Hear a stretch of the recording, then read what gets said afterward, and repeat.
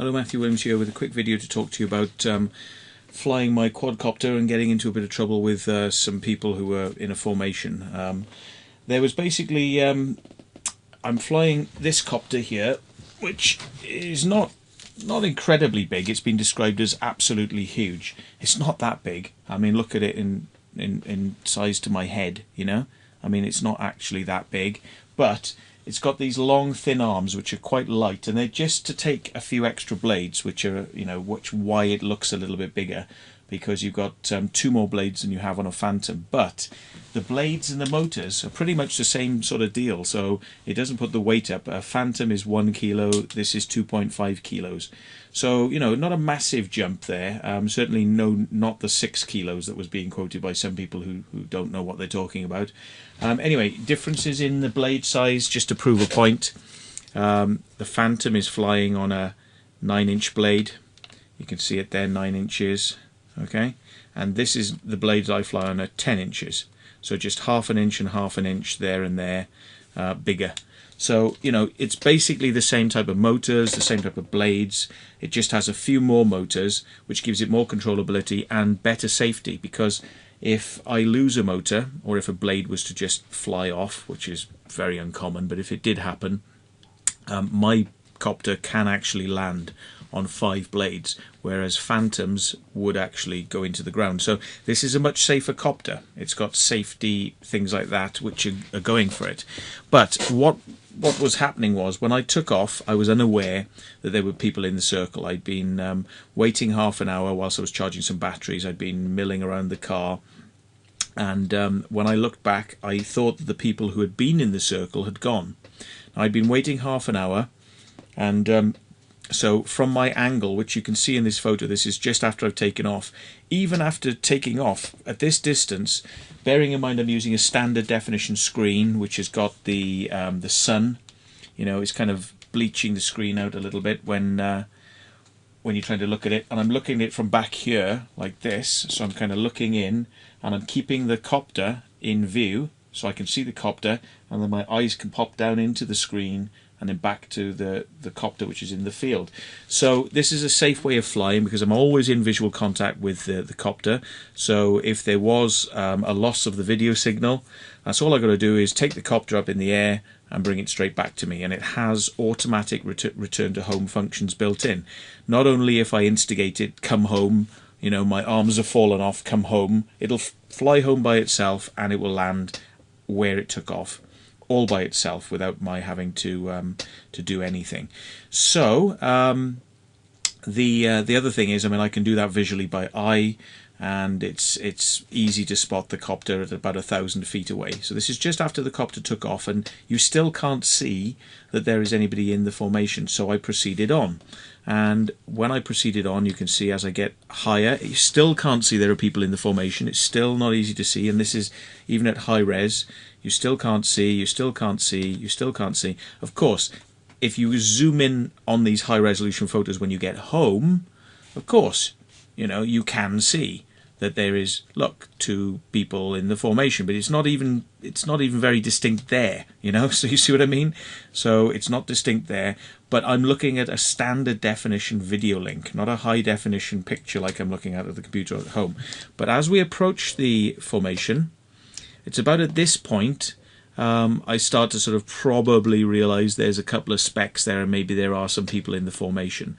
So I'm kind of like circling around, and here you can see I've airbrushed, just for reference, it's that is the same shot. I've defisheyed, added some color, and I've airbrushed out the people in the formation. So my purpose for doing this photo flight is to get sunny shots and hopefully not have anyone in the formation at the time. But as it turns out, there were people there. But I'm flying around, and you know, it is possible to airbrush these photos to get rid of the people, but I wanted to get in close to catch sunny shots of the lay work, the lay patterns. And probably now is as good a time as any. Some people have assumed that I was taking video, but the GoPro camera, which is here on the front of the copter, on this stabilizer which stops the shake, this GoPro can be stuck in video mode, or it can be stuck in photo mode, but it cannot be stuck in video and photo. It either does one or the other. So the photo mode, it fires off a photo every 5 seconds, 10 seconds, 1 minute, whatever you tell it to. I'm working in either 5 or 10 seconds, so it's taking photos every 5 seconds, and it blanks my screen for about that amount of time. So probably about half a second my screen goes blank when it's taking the photo. Then it counts to 5, and it takes another photo, then it counts to 5 again.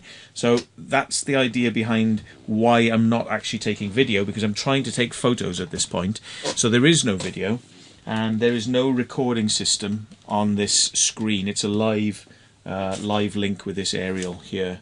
So it's a live video link aerial. So basically what I did is I'm moving around the circle, and as you can see, I've cleaned up this shot, added, defished-eyed it. I haven't removed the people in this particular one, but I'm moving around. We're starting to come a little bit lower, and I'm trying to work out if I can get down close to the formation without upsetting these people too much, you know, because that's you know, paramount really. So you can see here another photo, which is, that's exactly the same photo. I defisheye it, which bends the middle a little bit, as you see, so it corrects the bend of the lens. But it is possible when you come down, as I'm doing here, to use these photos and take the people out, you know, of the photo. So that is possible. So I'm maneuvering around again. You know, I'm coming to different sides of the formation. It's taking photos continuously, and I come overhead at a safe height. You know, this is quite safe here, and basically come over to the other side of the formation. Now it's at this point when I'm kind of thinking to myself, are these people okay with me being here? Because if they're okay with me being here, I can come down lower. Not knowing that, I came a little bit closer to these people, and I got myself to about this point. And, you know, again, these are usable photos because I can airbrush these people out. But the gentleman on the left, well, I didn't know he was a gentleman at the time, I know he is now. I thought this was a husband and wife, or a man and a woman. You know, basically through the viewfinder, I cannot see the detail of these people at this point. I can just see two figures. I can't see sex. I can't see who they are. I can probably see that there's a black on the top of one person, but it's just not possible to see. So I've done some comparison shots here for you with the closest I got to these people, showing you what it looks like on the screen. So maybe we'll cut to that now. Right then, folks, in order to illustrate a point, I was told that I could tell that Gary King was the person in the crop circle. Now bear in mind that this photo here that we can see is the closest I was possibly able to see Gary King. Let's focus it. Hang on, it's not focusing very well. There, that's focused in. Now, that's the closest I could see, right, was that. Now, as I told the police, I can see as a guy wearing dark glasses and got a bald head. I thought this gentleman on the left was a woman, right? I just said I assumed it was a man and a woman, right? But can I tell that that's Gary King, right? And that's my GoPro, right, with the original photo, right, untouched, transmitting. It's in transmit mode, and it's coming through the transmitter and into the receiver aerial here, just like it would have done on the day. Now bear in mind, when I'm doing this stuff, let me refocus. When I'm doing this stuff, I've got a hood on the side, and I've got daylight in here, okay, and there's a lot of light wash, and I'm trying to keep my eyes in the distance on the copter and back in here. And the best I can see, sort of standing about this distance, would be that. That's what I'm looking at this distance, okay? And if you look, and even if you take it in really close, right? If you take it in really close, can you make out that's Gary King? Let's refocus as best we possibly can, right? Can you make out that that is Gary King? It won't focus any more than this, but can you make out that's Gary King? Hang on, I might be able to zoom this. Right, there you go. So let's come back. Right, you're seeing pixels now. You're seeing the pixels on the screen. Can you tell that's Gary King? And that's the closest I ever came. Can you make out that's Gary King? Can you tell that's Gary King? I don't think I could tell that that is Gary King. Right? So once and for all, putting this rumour to bed that I knew it was Gary King. That's the closest I came. Right, so that's the only chance for a few seconds I would have had when he was throwing a Wellington boot, and this chap over here was waving his hand. So I'm sorry, there's no way I could have told it was Gary King. Basically, unawares of what's going on. I'm unaware that somebody is actually preparing to throw. I'm quite far away at this point, but somebody here, as you can see, which I now know to be Gary King, if you zoom in on it, yeah, this photo here is showing somebody who's grabbing a Wellington boot and preparing to throw it. Now, I'm not actually, at this point, I'm not actually that close at all, okay? You can see there's no way I'm at this 5 feet away, right? I'm never at 5 feet away, okay? So this is quite far away, and definitely at a safe altitude and distance, you know. So basically, whilst I'm doing that, this gentleman on the left is waving to me whilst he's operating his camera. So I come down closer, and as you can see, he's waving to me, so I came down. I brought the copter down because he's waving to me. I brought the copter down, and I went like this, and I waggled it to the left and to the right, yeah? And the reason I was doing that is basically, that's me waving the copter back. Okay, not a universally accepted, understood thing, but when you waggle, that's usually a either follow me or hello. You know, aircraft tend to waggle their wings to each other to say hello. Now, not everyone gets that. I kind of see that now, but I'm waggling back and forth, which is why in the footage you have seen, you see the aircraft doing this. But the aircraft is not dive bombing anybody. It's hovering. At all times, it's hovering in front of these people. But like I say, seeing this person who's waving, yeah, I bring the copter down. And whilst I bring the copter down, extremely quickly, this man gets to his feet and throws. It's almost like he's sort of on the ground and he goes like this, whoosh, and he's on his feet, and you can see he's got one leg behind him because he's preparing himself to sort of launch, you know. And so he basically jumps to his feet and throws what I saw in the screen as a white object. Turns out that may have been the sole of the boot, but I thought he'd thrown a shoe. Turns out it's a Wellington boot that you can see. So moving on, we go on to we have to raise the aircraft up at this point because obviously the aircraft is under threat because somebody's just tried to throw a boot at it. You can see down on the ground the gentleman I now know to be Mr. King with another Wellington boot over here, and this chap doing his photography. I'm kind of actually a little bit sort of shocked at this point, you know, that somebody would have thrown a boot. And I mean, I didn't know if this was the intention was to continue to throw boots, so I slowly moved the copter back down, but not as close, you know, and I slowly moved the copter down, and you can see that the gentleman is yet again preparing in his hands with a big smile on his face, it should be added. He's really quite happy, I would imagine. You know, that looks like a pretty happy face there, and he's really getting happy at the idea of throwing a boot. Now, I couldn't tell that at the time. I couldn't see the smiley face. I'm obviously hovering quite high now to stay away from this, but you can see that there's a big grin on this guy's face, and you know, this chap on the left is continuing to film. So I move the copter back. This guy is walking towards the copter. I move away.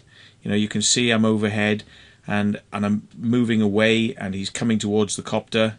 You know, and then he's walking towards the copter. So I move it up, and I eventually come to the back of the formation and high. This gentleman is then patrolling underneath. He's patrolling back and forth across the middle of the circle, like as if, you know, to say, you're not coming in here, you know, you're not taking any photos, I'll throw my Wellington boot at you. So this is obviously a very explosive situation. I don't know quite what to make of this at this point. I don't know why somebody's wanting to do this. So I kind of hover quite high, far back, so that his Wellington boot has no chance of hitting me, and I just watch. I'm like, well, what is this guy going to do next? You know, what is he up to? What's his intention? And so I'm watching him, and there you can see I've airbrushed both people out of this photo. So it is possible to still use these photos, you know, that there we are. So you can basically see, I think in this, let me just have a look. I think he's collecting his Wellington boot, and in this one he's walking around with a Wellington boot in the right hand, and he's got it in his right hand there. So he's walking around with a Wellington boot there, and then you can see the Wellington boot has left the right hand. So, you know, I'm nowhere near this chap at the moment. I'm not anywhere near him, okay? But he's still attempting to throw boots at the copter, you know, which has moved away from him. But he's moving towards the copter. He's moving towards the copter, and he's throwing Wellington boots. Now, it's his... it is his position that he felt threatened when this copter was there. Now, my take on this is you do not throw stuff at a copter whereby if you hit the blades that the copter might end up coming towards you. That's a very dangerous thing to do. And realistically, if he says he's flown a quadcopter before, he knows that that is the case. He should know that there's a danger posed by throwing something at a quadcopter. So we'll come to that later on. But for the moment, I obviously watch from a distance, and I can see this chap looking around to retrieve his boot. I do move slightly, you can see I do move slightly up the side of the formation here, and I'm watching, and I can see him looking for his boot, and I can see him again. I mean, I think the only thing that he should be really worrying about from a health point of view is this gut at this point, but we'll not dwell on that point. So yeah, basically we've got no way that I'm going to be able to come anywhere close to be able to take any photos of this formation, so I move back off. So if I come back, and I'll show you, so I'm moving away and we leave the formation with the person still there, and I disappear off into the distance. So that's the last shot before I land the copter. So from my point of view as a pilot and as somebody who's taken hundreds of photos of crop circles with a drone, this is the very first time I've ever encountered negative people in a crop circle. I've never encountered people trying to throw things at a copter, and it is an unusual situation, but this gentleman that I now know to be Gary King knew that was my quadcopter. He's admitted to this, and he's done a video where he actually says, I knew it was Matt's quadcopter, and indeed he admitted to me later on when I walk to the top of this hill and go down the other side where the cars are. I'm parked at this end, but I go over the hill and down to the other side where there are cars parked, and I wait for this chap with my camera phone, and we'll follow on the story from there. Oh, I almost forgot. There was a small sequence of photos I took from the stills, and I'm presenting them here just to show the smiley face of the person who says that they felt their life was being threatened by the quadcopter's presence. Okay, so smiley face. Let's have a little look. Smiley face, smiley face, smiley face, smiley face. I don't know what's going on here. I think he's trying to sort of, grab the Wellington boot without me seeing. I think he thinks that I can see everything he's doing, but I can't. But he slowly sort of, smilingly grabs the boot, almost as if he wants to give people a false sort of sense of security that he's very happy with you being there. He's very happy with you being there, and he's grabbing the boot, and he's still very happy. Now he's grimacing, and he's still very happy. Now he throws the Wellington boot, and as you can see, I was going to leave Paul de Vere's name out of this, and I had blanked his face out in these photos, but seeing as Gary King has already named him, there's no point in kind of doing that now, but you've seen him in the other photos. But he throws the Wellington boot, and then this is afterwards. He's got he's got his other Wellington boot, which was there, and he's smiling. He thinks it's great fun. He's really happy here. He's like, wow, yeah, haha, happy. I mean, this guy looks like he's having a real holiday fun time experience here, throwing stuff at, and as you can see the smile there, and walking towards the copter that he says is making him feel threatened, threatening his life,